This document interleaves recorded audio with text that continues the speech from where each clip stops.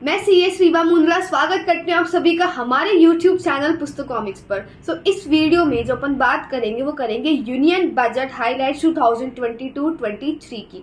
इसको मैंने क्या करा, दो पार्ट में डिवाइड कर दिया। सबसे पहले पार्ट में जो जनरल जो चीज़ें इंट्रोड्यूस के लिए गवर्नमेंट ने वो आएगा, और सेकेंड पार्ट में अपन देखेंगे कि डायरेक्ट और इनडायरेक्ट टैक्सेस जो अपने लॉज है उसमें क्या क्या अमेंडमेंट्स आए। तो बढ़ते हैं सबसे पहले, that is EPFO numbers 2227 crore. अब देखो EPFO क्या होता है, एम्प्लॉय प्रोविडेंट फंड ऑर्गेनाइजेशन। ये ऑर्गेनाइजेशन जो प्रोविडेंट फंड जो है उसके रिगार्डिंग डील करता है। उसके जो नंबर्स हैं वो अब डबल हो गए, कितने, 27 करोड़, जो कि एक बहुत अच्छा है मार्केट के लिए भी। अब बात करते हैं नेक्स्ट के लिए, that is 38,800 teachers will be employed in 3.5 lakh Eklavya tribal school. अब देखो एकलव्य ट्राइबल स्कूल मिशन है क्या। एकलव्य ट्राइबल स्कूल में बेसिकली ट्राइबल जो पीपल जो होते हैं, जो अपने ST होते हैं, शेड्यूल्ड ट्राइब्स, उनके लिए स्कूल्स बनाए गए। अब इस स्कूल में वो बेसिकली खुद रहेंगे और पढ़ाई भी करेंगे, तो उनके बेनिफिट के लिए गवर्नमेंट ने स्कीम लेकर आया था। अब उसमें 38,800 टीचर्स क्या होंगे, अब एम्प्लॉय होंगे। नेक्स्ट बात करें, capital outlet of ₹2.40 lakh crore for railways. Railways को फिर से बहुत अच्छा बजट मिला है, that is ₹2.4 lakh crore. Next आते हैं, गवर्नमेंट अब इंट्रोड्यूस कर रही है 50 new airports and heliports to be made. Next इसमें देखते हैं तो ₹10,000 crore for urban infra front every year and ₹75 crore for 100 transport infra project. अब देखो इंफ्रा प्रोजेक्ट का बेसिकली एम क्या होता है कि इंफ्रास्ट्रक्चर से रिलेटेड चीज़ें हैं उसमें क्या करें, इंप्रूवमेंट लेकर आए। तो अब हर साल अर्बन एरियाज में इंफ्रास्ट्रक्चर के लिए 10,000 करोड़ रुपए दिए जाएंगे, जो कि एक बहुत अच्छी चीज़ है, जो कि अर्बन सेक्टर को लिए बहुत अच्छा डेवलपमेंट फेज है। नेक्स्ट बात करें तो 3 centres for excellence for artificial intelligence will be set up. अब देखो सबको ही पता है आगे वाली जनरेशन जो है, आगे वाला फ्यूचर जो है पूरा आर्टिफिशियल इंटेलिजेंस पे। गवर्नमेंट अभी से ही इसी बजट से इंट्रोड्यूस कर रही 3 और सेंटर्स, जो कि AI के लिए काफ़ी अच्छा चीज़ है। नेक्स्ट बात करें, KYC procedure to be simplified, PAN to become common business identifier and scope of DigiLocker to be increase. Basic चीज़ है पैन। अच्छा ये बहुत अच्छा है कि पैन जो है वो कॉमन बिजनेस आइडेंटिफायर हो जाएगा, मतलब पैन कार्ड तो अब आप इशू करवा ही लो। नेक्स्ट बात करें, मोर देन 39,000 कंप्लाइंसेज रिड्यूस। ये काफ़ी अच्छा है बिजनेस के लिए, बिकॉज इससे ईज ऑफ डूइंग बिजनेस क्या होगा, बहुत इंप्रूव होगा। और Jan Vishwas bill amend to amend 42 laws, मतलब ये जो जन विश्व बिल आए, विश्वास बिल आया, इसका काम क्या है कि 42 लॉज के अंदर ये अमेंडमेंट्स लेके आएगा, जिससे लोगों के लिए बिजनेस करना क्या हो जाएगा, और भी ज़्यादा ईजी हो जाएगा। नेक्स्ट आते हैं, ₹35,000 crore for energy transmission and 10,000 bio input research centers to be made. Energy transmission को बजट दिया गया 35,000 करोड़ का, और 10,000 बायो इनपुट रिसर्च जो सेंटर्स है वो भी क्या करेंगे, गवर्नमेंट बनाएगी इस साल।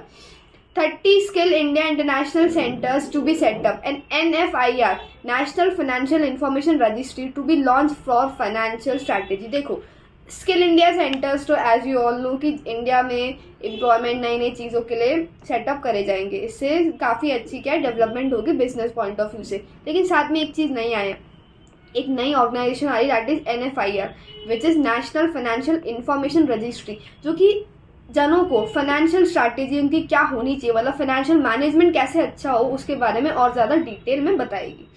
नेक्स्ट बात करें, reducing cost of MSME credit by 1% and infusion of 9,000 crore in corpus for MSME credit. मतलब MSME क्रेडिट जो है वो 1% से अब कम करा जा रहा है, और 9,000 करोड़ अब और MSME को क्या दिया जाएगा, फंड्स अवेलेबल कराया जाएगा। अब साथ में महिला सम्मान बचत स्कीम जो है वो भी लॉन्च करेंगे। अब जैसे थोड़ा सा या क्लियर देखेगा, बता देती हूँ स्कीम में बेसिकली है क्या। ये स्कीम सिर्फ फीमेल्स के लिए, फर्स्ट ऑफ ऑल इसमें क्या होगा, ये जो स्कीम है 2 लाख रुपए @7.5% पे है।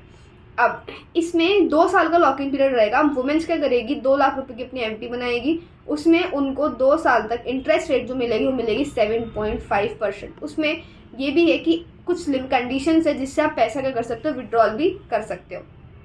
नेक्स्ट आते हैं, SCSS, दैट इज senior citizen saving schemes, enhance from 15 lakh to 30 lakh. ये स्कीम बनाई क्यों गई थी? जिससे जो सीनियर सिटीजन है वो अपनी सेविंग्स पे अच्छा इंटरेस्ट ले पाए। तो उसकी जो लिमिट है, मतलब डिपॉजिट लिमिट है, वो 15 लाख से अब 30 लाख हो गई है।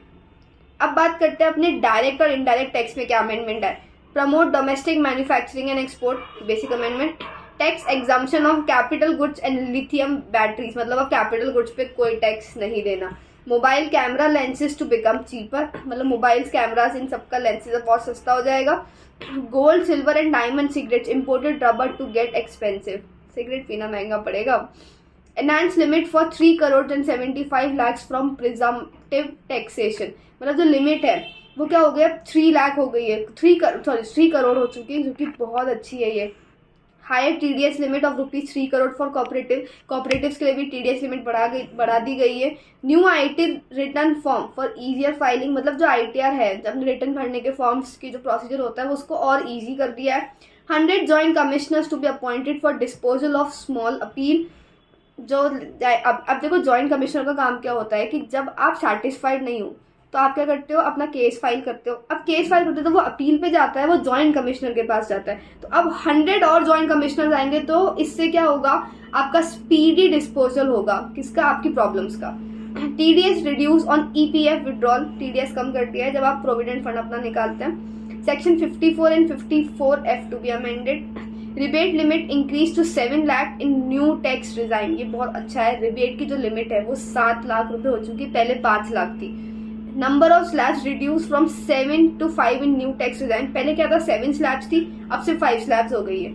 Only 5% tax on individuals annual income of 9 lakh only to ₹45,000, मतलब अगर कोई भी इंडिविजुअल है उसकी इनकम क्या है 9 लाख रुपए है तो उसको टोटल टैक्स सिर्फ 45,000 ही देना पड़ेगा, जो कि 5% उसकी टोटल इनकम का हो गया। Salaried class and pensioner standard deduction increase, standard deduction increase हुआ है, अब होगा कितना 52,000 का अगर आपकी 15 लाख तक की इनकम है।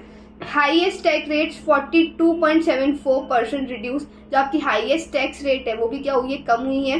Propose to reduce higher surcharge rate from 37% to 25% in new tax design. अब जो कि आपका सरचार्ज है, सरचार्ज पहले एक लिमिट पे 37 लगता है, अब वो कितना हो गया 25 रह गया, सरचार्ज भी कम हो गया। Leave encashment limit increase from 3 lakh to ₹25 lakh, 3 lakh से सीधा 25 लाख तक की लिमिट कर दी गई है। आई होप आपको बजट के हाईलाइट्स क्लियर है। कोई भी डाउट हो आप कमेंट सेक्शन में कमेंट कर सकते हैं। Till then bye bye everyone, have a nice day.